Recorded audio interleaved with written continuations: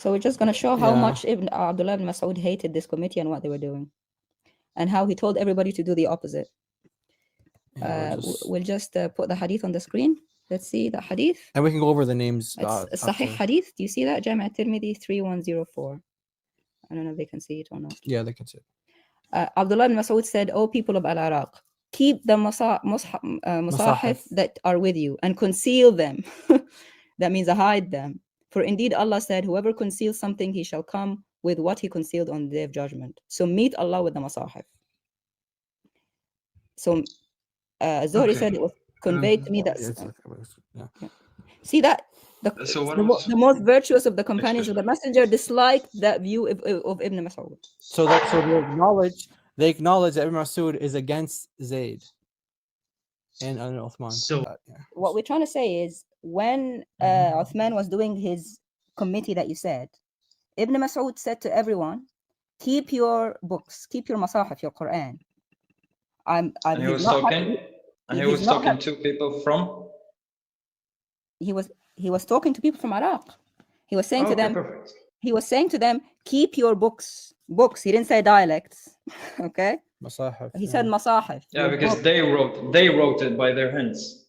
Really? So Ibn Mas'ud said, keep those books, because he said that. Yeah, because they wrote them by their hands. Yeah, what are they gonna write? Are you gonna write with your foot? Of course you're gonna write with your hand.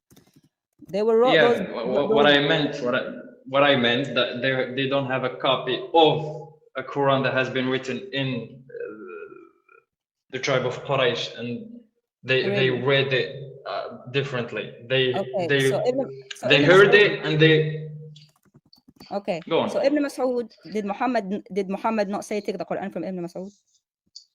We just showed. I totally agree with you. I totally agree with you with that. Okay, so they should have done what Ibn Mas'ud. Okay. They should have done what Ibn Mas'ud said, but they didn't. Historically, it was Uthman who won. He took. Okay, and who is Zayd ibn Harith? Not Zayd ibn Harith, Zayd ibn Thabit. You got the name Zayd wrong. ibn Thabit. Who am I talking to, man? Okay. You're getting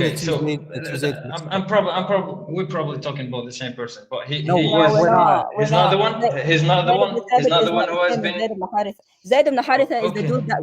No, Zayd ibn Haritha, for people who don't know, is the man that Muhammad stole his wife, his daughter-in-law at the time. That's not the Zayd we're talking about. We're talking about Zayd ibn Thabit. Yeah, guys, everyone who's watching. There are multiple Zayds here. So you have one Zayd who was Muhammad's adopted son, until Muhammad saw his adopted son's wife practically naked, and he got really attracted to her. And then Allah suddenly revealed to him that he was going to have to take the wife of his own adopted son. And you have this in the Quran. But all these things are connected. Why? Because these revelations about Muhammad needing to take the wife of his own adopted son, those are in Surah 33. And then, of course, more than 200 verses of Surah 33 come up missing later, when Aisha had the only copy and her sheep ate most of it. And then the people who had it memorized died in battle. And therefore they lost more than 200 verses from Surah 33. This problem led to the need for compiling the Quran. This was during the reign of Abu Bakr. And later on, people are compiling their own Qurans. They come up with all these differences, different ways of reciting the Quran and so on. So Uthman is told he has to clean this mess up and just put out a standardized version of the Quran. And then he gets a different Zayd. But this is a guy who was condemned by Muhammad's experts in the Quran. This guy wasn't even born when we started learning the Quran. Why are you going with what this guy says? And so you have different Zayds, but they're all problems for Islam. So really, David, I really see that you don't miss a moment to like disrespect or point something that is. What did I say? What did I say that is not 100% true? No problem. But you should see. Okay, if this is a problem, then in your Bible, Lot having sex with his daughter is not a problem. It's not disgusting. Whoa! Hang on. Hey, perfect example. What should be my problem with the Bible recording someone who does something messed up? Because it's a prophet.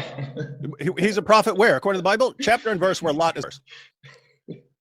Anyways, Muhammad, I'm wrong. Muhammad, Yeah, you are wrong. Lot is not a whatever. prophet. Yeah, Lot yeah, is not a whatever. prophet in the Bible, and Okay, no the Bible records when people do messed up things. We don't lie about it. Yeah, Like, sure. like you're Yeah, sure. Sheikh's I just wanted to point this out. Anyways, So, like, Great getting point, back to great what I point. was saying. So I I just want to show. saying. So I Zayd just want bin to show Thabit. Muhammad that these are So not.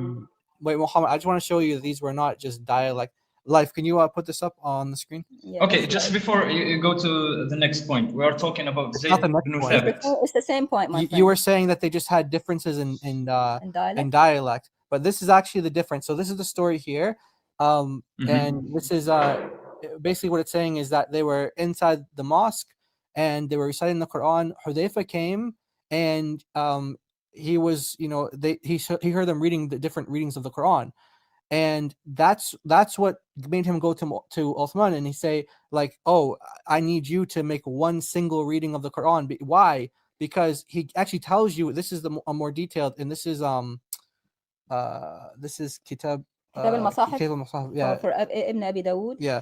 So and he tells you the difference. This is what he heard. This is what caused confusion. In fact, it actually says. yeah, it does say Ibn Mas'ud. yeah. كان يقرأ على قراءة عبد الله بن مسعود. Do you see that? Look at the differences though. It's not dialect. واختلف في آية من سورة البقرة, and they differed in an آية in سورة البقرة. The آية said وأتموا الحج والعمرة للبيت. But they differed. Some of them said وأتموا الحج والعمرة لله. So just explain the difference. So here the verse is meant to say, or one of the readings is do the Hajj to the Bayt, to the house, and the other said do the Hajj to Allah. So is this a dialect or what? So it's not that the people of Iraq had a different dialect, or the people of Sham had a different dialect. Really? So what happened here? فغضب حذيفة. حذيفة became angry. وأحمرت عيناه, and his eyes became red. So this is what prompted it. It wasn't different dialects. It wasn't like, oh, someone in Iraq Okay. they said, you know, something, and then someone in Asham said That's a good something point. else. Yeah, okay. So That's we a just good want to show you point. it's That's a not really good dialect. point. You know One of why? them says You know how- why? It's a good point for me. It's a good point for me. That's another reason why You. they should bring together the And Quran, this is because what they start saying. This is in the zaman ذاك في زمن عثمان. This was in the time of Uthman. That's The why time, Uthman said, the time, in the time of the one who decided to bring the yes. Quran So together. that's why they said, yo, everybody's differing on the words. On the Yeah, words. exactly. One So- second. Not the dialect that you Muslims keep lying, and I'm sick of this stupid lie. It's a dialect. It's like I say tomato, you say tomato. May No, God one guide you, verse said, inshallah. May one Allah verse said guide you house. to the truth. One verse said house, the other verse said Allah. Different words. Sick of this. Yeah, I'm sick of this yes, dialect I'm nonsense. totally. I'm sick of this Yeah, dialect I'm nonsense, man. Tired of yeah, it. you're not I'm sick tired of of your Flo lies. having sex with his daughter. You're not. You're Oh, not, okay. Here we go. you're You want not getting sick of you nothing. wanna- Yeah, but double standards. That's double he standards. says something about Yeah, dialect. that's double and he says standards. dialect. He's like, oh, look at Lot's daughter. Trust Muslims. Isn't this No, insane? because she's bringing another point. Isn't this just absolutely insane? What's the double standard here? A I was double talking to standard. her. Yeah. She's- Where's I the was double talking to her. standard? Yeah, but where's the The double standard? when she said, I'm sick of this nonsense. I was meaning that the Bible makes a lot of nonsense than the What's ambiguous thing in the Quran. a double standard would be, we say it's okay for someone to have sex with his daughter in the Bible. We don't say that, and then say, oh, it would be wrong for someone in Islam to have sex with it. We don't. We say it would be wrong either way. So that's not even okay to document that's not a, something that's not like a this. double standard. Okay. That's not a double standard. You know, stop condemning the your own double standard. prophet. I'll tell you. Stop. No, you I'm can't. not condemning. No, I'm not condemning. Hey, whoa. We can actually condemn it because who is Lot to us? You believe that he's a prophet, Okay, no and problem. according no to the problem. Bible, he slept with his daughters. Therefore, according to you, you just condemned a prophet.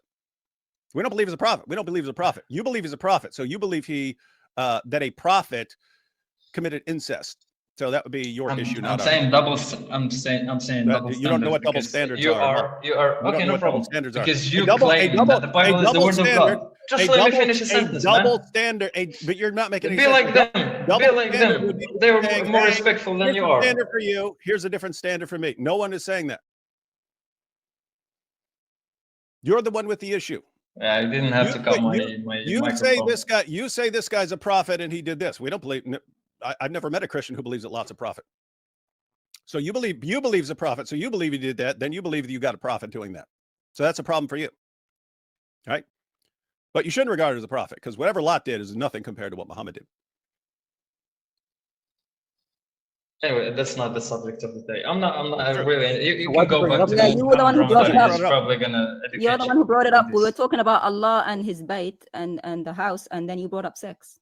You trust Yes. Muslims to bring sex No, into because you're everything. talking about nonsense. No, Well, it is because you're nonsense, talking isn't about it? nonsense. There Is is a lot Allah of and nonsense in the wait, is Bible. Allah and Bayt dialect? To say that they're both I'm dialects. totally agreeing with you. What's wrong with You that? didn't even let me finish my point. Yeah, So because you I have to bring said up sex for the that rest of you Muslims because they're obsessed with sex. because When you talk yeah, about a because point you're about talking about dialect and nonsense. language, you bring up sex. I was saying nonsense meaning language. You brought up sex because you're But obsessed with Lot. Because David brought up sex. It's not me. Why are you trying to make me the one You who's brought wrong? You brought up Lot. Oh, what about What? him? Yeah, because you brought he's up the one Lot who- because you brought up the wrong Zayd, and I wanted to clarify to everyone the difference between these two. So Zayds. no, you brought up Zayd, and then I brought up Lot. So yeah, thank you very much for reminding me. So we were talking about Zayd ibn Thabit, and he was the one who was writing the revelation of the Prophet. Why is the best idea from Uthman to appoint him as the leader? No, Because he it's was the not. one who's. It's Zayd ibn Thabit. No, it's not the best idea. That's why Ibn Masud objected to it. Oh, really? Yes. Oh, really? It's not the best idea of the one who was writing the revelation from the Prophet. That's why Ibn Masud objected. Okay, whatever. You want us to show you what Muslim said in Arabic? Yeah, whatever. You want us to show Whatever. you? He doesn't know. He doesn't care. He's Whatever. The other guy, Whatever. at least he was like, oh, I want to take notes. I want to do this and that. He'd rather think about Lot and his daughters. Yeah, you're right. So anyway, yeah. Next. Thanks for coming. When you call out something questionable about Muhammad, Muslims instantly run to the Bible. It's the same pattern every time. They dodge the issue by bringing up stories like Lot sleeping with his daughters, David committing adultery, or Solomon and his wives. But here's what they don't understand. The Bible isn't written like the Quran, and those comparisons completely miss the point. See, the Bible doesn't whitewash history. It records it. It doesn't hide human failure. When the Bible mentions Lot's daughters, it's not approving it. It's reporting what actually happened after Sodom's destruction. The text doesn't say God approved. It exposes human weakness so readers can understand the consequences of sin and the need for redemption. Now, compare that to Islam. Muhammad is presented as the perfect model for all humanity. In Islam, everything he did is considered divinely inspired, even morally controversial actions. That means Muslims can't admit fault, because to do so would undermine their entire theology. So instead of addressing the issue, they try to say, well, your prophets sinned too. That's what's called the quoque fallacy, pointing at others to distract from the real question. But here's the key. The Bible records the sins of its heroes to teach moral truths, while the Quran presents Muhammad as flawless. Completely different genres, completely different purposes. The Bible's honesty is its strength. It tells us even God's chosen people failed badly.